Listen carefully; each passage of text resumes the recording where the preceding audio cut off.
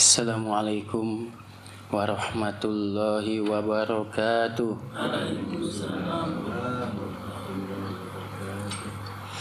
Alhamdulillah ala nikmatil imani wal islam.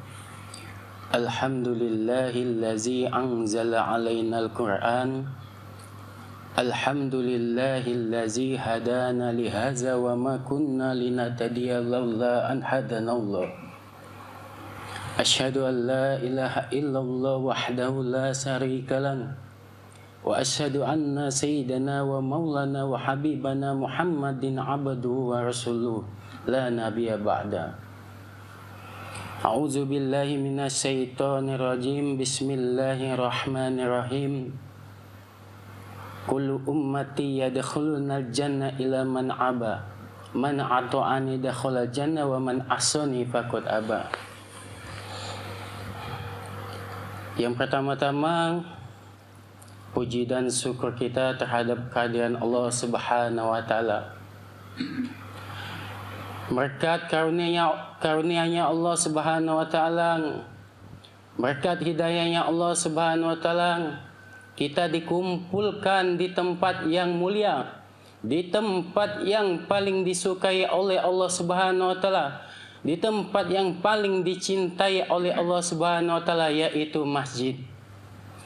Maka ini adalah suatu tanda bukti cintanya Allah Subhanahu wa taala terhadap seorang hambanya ini. Maka tanda bukti cinta Allah Subhanahu wa taala ini, Pak, terhadap seorang hambanya ini, bukan hambanya ini dinjuk jabatan, bukan seorang hambanya ini dinjuk pangkat, harta yang banyak, bini yang cantik-cantik, tetapi tanda bukti cinta Allah Subhanahu wa taala terhadap seorang hambanya ini, maka seorang hambanya ini disibukkan dengan perkara-perkara ketaatan kepada Allah Subhanahu wa taala. Hadirin yang dimuliakan Allah Subhanahu wa taala, alhamdulillah kita sudah melaksanakan perintahnya Allah Subhanahu wa taala, yaitu solat subuh secara berjemaah.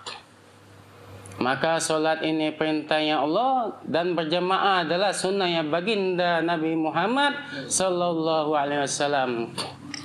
Maka Nabi bersabda, man sholla barda'ini dakhala jannah. Barang siapa solat di waktu dingin, kata Nabi, dakhala jannah. Maka solat di waktu dua dingin ini ada dua, Pak. Kata alim ulama, solat asar sama subuh. Kenapa solat asar ini termasuk solat di waktu dua dingin? Kata alim ulama, dang lemak-lemak begawe ya tak? Dang lemak-lemak begawe nak balik, tapi dia ni masih menyibukkan dirinya untuk taat kepada Allah Subhanahu wa taala. Maka kata Nabi, dakhala jannah, maka ia akan masuk ke dalam surga. Dan seandainya orang-orang ini tahu pahala untuk melaksanakan solat subuh secara berjamaah, kata Nabi, niscaya dia akan merangkak-rangkak untuk melakukannya, Pak. Saking besarnya tadi. Maka hadirin yang dimuliakan Allah Subhanahu wa taala, Allah ini adalah suatu zat yang mana yang menciptakan kita, yang mana yang menciptakan kehidupan dan kematian kita. Hidup kita ini diciptakan oleh Allah, dan kematian juga ada di genggaman Allah Subhanahu wa taala. Untuk apa Allah ciptakan kehidupan dan kematian ini? Tidak lain untuk menguji amalan manusia. Allah berfirman dalam Al-Quran, Allazi khalaqal mauta wal hayata liyabluwakum ayyukum ahsanu amalan. Allah ciptakan kematian dan kehidupan tidak lain untuk menguji amalan kalian, manakah yang paling baik. Maka hadirin yang dimuliakan Allah Subhanahu wa taala, Ketika kita di alam ruh, pada saat itu seluruh makhluk ini dijadikan satu oleh Allah Subhanahu wa taala, dikumpulkan oleh Allah Subhanahu wa taala. Walaupun itu ruhnya orang-orang kafir seperti Fir'aun, Qarun, Haman, Abu Jahal, semuanya dijadikan satu oleh Allah Subhanahu wa taala. Dan pada saat itu Allah bertanya kepada kita semua, "Alastu birabbakum?" Apakah aku ni Rabb kalian, kata Allah. Maka pada saat itu kita menyatakan, Pak, bala sahidna, benar ya Allah. Kami menyaksikan Engkau adalah Rabb kami, yang menciptakan kami, yang memelihara kami, dan memberi rezeki kepada kami. Kita menyatakan pada saat itu. Maka Bapak yang dimuliakan Allah Subhanahu wa taala, ada enggak yang ingat tentang perkara ini ketika kita bercakap-cakap kepada Allah Subhanahu wa taala? Pasti jawabannya tidak ada. Walaupun dia itu seorang wali pun tidak akan ingat tentang perkara ini. Maka hadirin yang dimuliakan Allah Subhanahu wa taala, kehidupan kita di dunia ini, Pak, diibaratkan seperti kita di alam rahim. Ketika Allah Subhanahu wa taala mengantarkan kita, menyempurnakan ruh kita, dan Allah Subhanahu wa taala hantarkan kita ke suatu tempat, yaitu ketika kita di alam rahim. Maka ketika di alam rahim, Allah Subhanahu wa taala beri kita tangan. Kita ni ngeluh, Pak. Allah Subhanahu wa taala beri kita mata, kita mengeluh. Allah Subhanahu wa taala beri kita kaki, kita pun mengeluh. Mengapa kita mengeluh pada saat itu? Karena kita tidak tahu fungsi anggota tubuh pada saat itu yang Allah berikan kepada kita. Kita mengeluh, ya Allah, di sini tidak bisa melihat, gelap ya tak? Di sini tidak bisa memegang, ya Allah. Di sini tidak bisa berjalan. Yang kita tahu pada saat di alam rahim ini tadi, yaitu tali ari-ari plasenta. Kenapa? Ketika ibu kita makan, ibu kita minum, kita merasa ke makanan itu tersebut. Kita merasa ke minuman itu tersebut.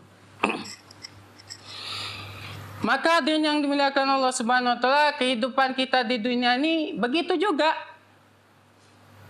Ketika Allah Subhanahu wa taala perintahkan kita solat 5 waktu, tak? Ngeluh kita, Pak. Ya Allah, untuk apa solat ni, tak? Ada yang lemak-lemak ngobrol sama kawannya, ada yang lemak bergawe, ada yang lemak main game, tak? Untuk apa, tak? Ketika Allah Subhanahu wa taala perintah ke kita untuk zakat, ya Allah, untuk apa zakat ini? Ngabisi duit bayar, tak? Ketika Allah Subhanahu wa taala perintah ke kita haji umrah baik, kita ngeluh, Pak. Ya tak? Banyak, Pak, duit haji umrah tu. Kalau umrah ni sekarang ni kurang lebih 30 sampai 40 juta, tak? Beli ke motor PCX lah bergaya gitu, tak?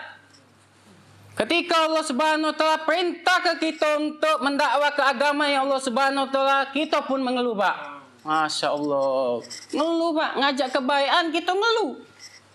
Yang lebih parah lagi, ngajak kebaikan tak berani, tapi dia ngusili wong, Pak. Nah, ini yang lebih parah lagi. Mengaku wong Islam, tetapi ketika ada wong yang ngajak kebaikan, dia tak berani, tetapi dia melarang, dia yang menentang, Pak. Ini yang lebih parah lagi. Maka hadirin yang dimuliakan Allah Subhanahu wa taala, orang iman ini, Pak, ketika dia masuk ke dalam kubur, dia tidak takut. Tidak takut mati, tidak takut menghadap Allah. Kenapa? Kematian orang beriman ini, Pak, salah satu hadiah dari Allah Subhanahu wa taala. Kenapa? Karena dunia ini bukan tempat dia tinggal, tetapi di tempat dia meninggal. Adunya sijnul mu'minin wa jannatul kafir. Dunia ini, Pak, surga yang memang buat orang kafir, bukan buat orang beriman. Surga yang orang beriman ini ialah di akhirat. Surganya Allah Subhanahu wa taala. Maka hadirin yang mulia, ketika orang beriman ini masuk ke dalam kuburnya Allah Subhanahu wa taala, Maka kuburan berkata, wahai fulan, kata kuburan tadi, sekarang engkau dihantarkan kepadaku. Sekarang lihatlah perlakuanku terhadapmu. Maka kuburan meluas sejauh mata memandang, Pak. Maka Allah Subhanahu wa Ta'ala bukakan pintu-pintu surga ini, 7 pintu ini tadi, 70 pintu ini tadi. Sehingga tiupan-tiupan angin surga ini masuk ke dalam kuburnya. Dan tidak lupa, Pak, Allah berikan makanan mana wasalwa, makanan dari surga. Jangan salah, untuk kubur itu, Pak. Kalau dia beriman, makan juga, Pak. Jangan salah. Tetapi apabila orang ini tidak beriman kepada Allah Subhanahu wa Ta'ala, masuk ke dalam kuburannya Allah Subhanahu wa Ta'ala, maka kuburan ini berkata, wahai fulan, engkau diantarkan kepadaku. Sekarang lihatlah perlakuanku terhadapmu. Maka kuburan tadi, Pak, ngepet dia. Sehingga tulang belulang tadi bersilangan, hancur, berantakan tadi. Tidak lupa, Pak, Allah hantar ke satu makhluk yang besar yang namanya Sujaul Akro. Sujaul Akro itu, Pak, ulo, Pak. Ulo yang besar, panjangnya itu, Pak, satu hasta. 30 hasta. Satu hastanya tuh berjarak antara 30 tahun perjalanan. Oh, besarnya, Pak, mati, Pak, 30 tahun perjalanan. Ulo apa itu? Ulo berat. Kukunya dari besi, Pak, matanya dari api. Seandainya semburan Sujaul Akro ini ke bumi ini, niscaya satu helai rumput pun tidak akan tumbuh. Dan tidak lupa, Pak, Allah hantar ke malaikat dari Zabaniyah, malaikat dari neraka, yang bawa rantai yang panjang untuk nyiksa dia siang dan malam. Apa kata malaikat? Wahai fulan, inilah balasan buat kau. Ketika dunia kau tidak taat kepada Allah Subhanahu wa Ta'ala. Maka orang yang tidak beriman tadi, Pak, berdoa sama Allah. Nak berdoa baru nak masuk kubur. Ya tak? Lah kena siksa baru nak berdoa, nak minta balik, nak beramal soleh. Nah, apa kata? Rabbana absarna wa sami'na farji'na na'mal solihan inna mukinun. Ya Allah, katanya, kembalikanlah aku ke dunia lagi, ya tak? Aku lah nyingok. Ya lah nyingok lah kau kena siksa. Aku menyaksikan. Baru, Pak, ya tak? Sadar, ya tak? Ketika diajak, cak-cak pakam diajak.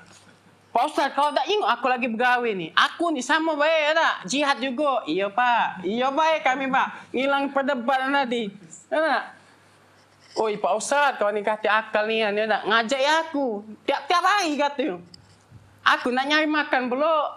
Bukan nak nyari pahala, weh. Tak acak lagi ngomong kami, Pak. Ya tak?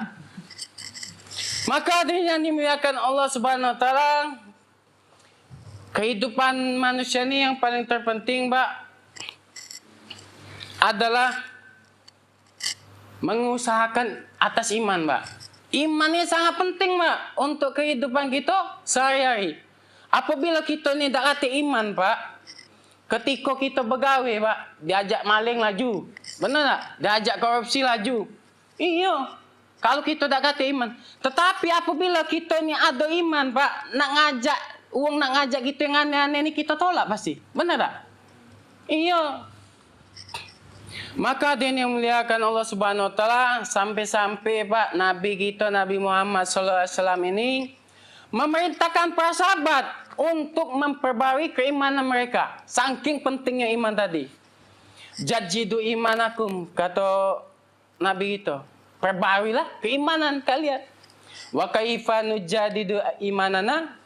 Maka sahabat ni bertanya, bagaimana ya Rasulullah cara kami memperbarui keimanan kami? Qala aksiru min qauli la ilaha illallah. Maka kata Nabi kita, Pak, perbanyaklah mengucap kalimat la ilaha illallah.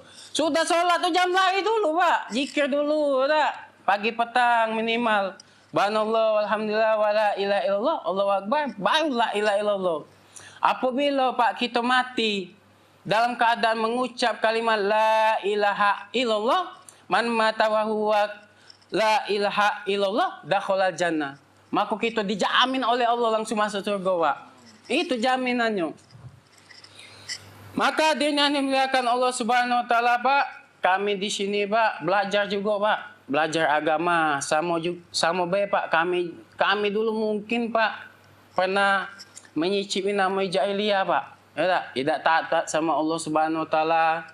Dulu yang lontang-lantung. Mungkin ada sebagian kawan ini ya dulu ngomong mabuk-mabukan ya tak?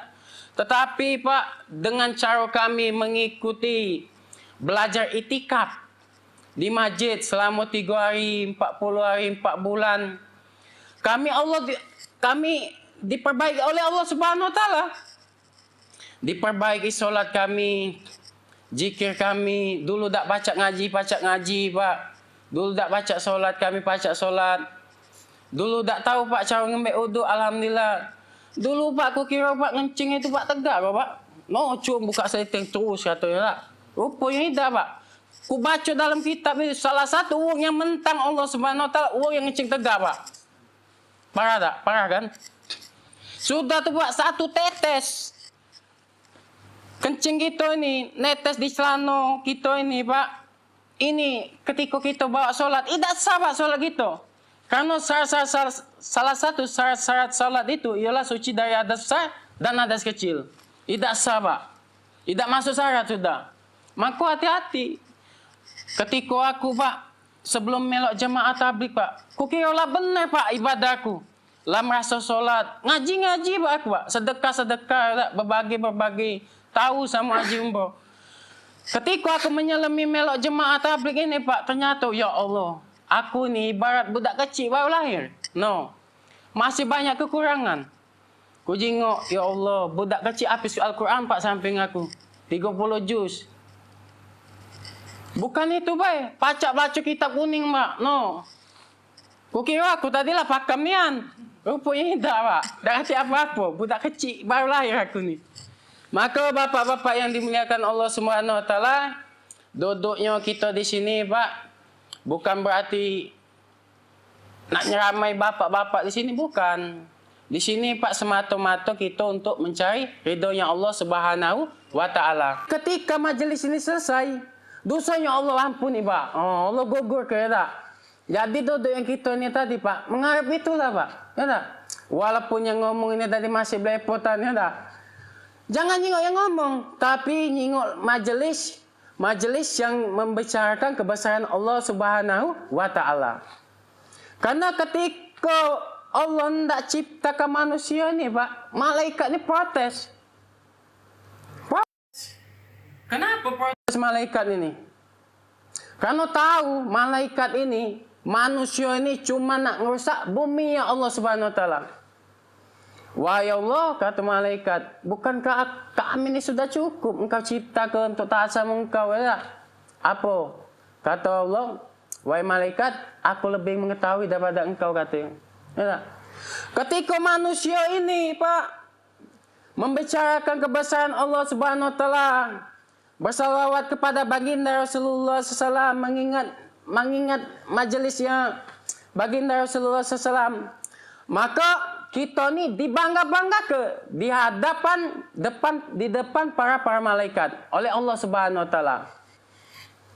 Maka hadirin yang dimuliakan Allah Subhanahu wa taala, mungkin itu saja Pak. Aku tak banyak panjang lebar di sini. Mungkin ada benarnya datangnya dari Allah Subhanahu wa taala, ada kurangnya dari aku dewek Pak. Mungkin aku ni banyak kurang belajar dalam agama ini, sehingga banyak kurang penyampaiannya.